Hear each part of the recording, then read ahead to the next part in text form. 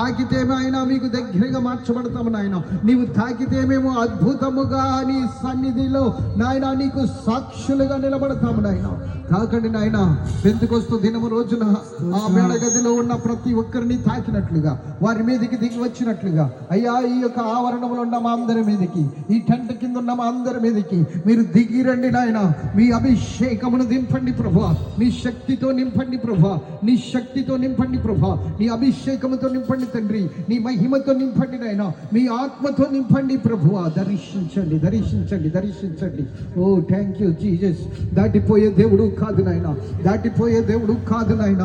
దావీదు కుమారుడా, కనికరించండి, కనికరించండి, కనికరించండి. ఈ రాత్రికాల సమయంలో మీ అభిషేకాన్ని సున్నామములో విడుదల చేస్తున్నాను. మీ అభిషేకాన్ని విడుదల చేస్తున్నాను, మీ ఆత్మాభిషేకాన్ని విడుదల చేస్తున్నాను నాయన. ఎవరిని దాటిపోవద్దు నాయన. ప్రార్థించాలి, మౌనముగా ఉండవద్దు. దేవుని సన్నిధిలో ఒక గొప్ప కార్యము ఈ రాత్రి జరగాలని, ఈ రాత్రి ఒక అద్భుతం జరగాలని, ఇక్కడికి వచ్చిన రీతికి నేను వట్టిగా వెళ్ళకూడదని, ఇక్కడికి వచ్చిన రీతికి నేను ఎంత మాత్రము కూడా ఒక అల్పుడుగా, ఒక సాధారణమైన వ్యక్తిగా వెళ్ళకూడదని, నేను ఒక అసాధారణమైన వ్యక్తిగా మారాలి, ఒక అద్భుతమైన శక్తివంతుడిగా మారాలి, మహిమతో నేను నింపబడాలన్న ఒక ఆలోచనతో ఆయన సన్నిధిలో ఎలుగెత్తి ప్రార్థన చేయండి బిడ్డ.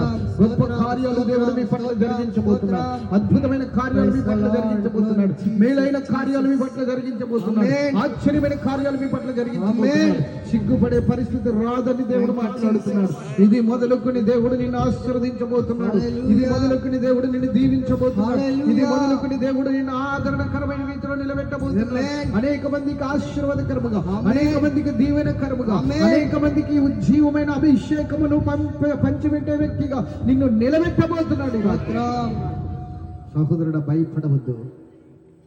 సంఘాన్ని అభివృద్ధి పరుస్తానని దేవుడు మాట్లాడుతున్నాడు. సహోదరుడా, నీ సంఘాన్ని దీవిస్తానని దేవుడు మాట్లాడుతున్నాడు.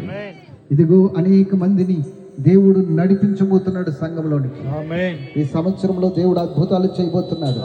నీ పక్షంగా, నీ దాసుని పక్షముగా, సంఘము పక్షంగా దేవుడు అద్భుతాలు చేయ మొదలు పెట్టబోతున్నాడు. దేవుడు అద్భుతమైన కార్యాలు జరిగించబోతున్నాడు. ఇదిగో ఇది నేను తలపెట్టుచున్న కార్యమని మాట్లాడుచున్నాను.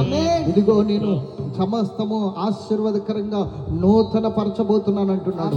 ప్రతి పరిస్థితిని ఆశీర్వాదకరంగా కట్టబోతున్నాను అంటున్నాడు. సంఘమును హెచ్చించబోతున్నాడు.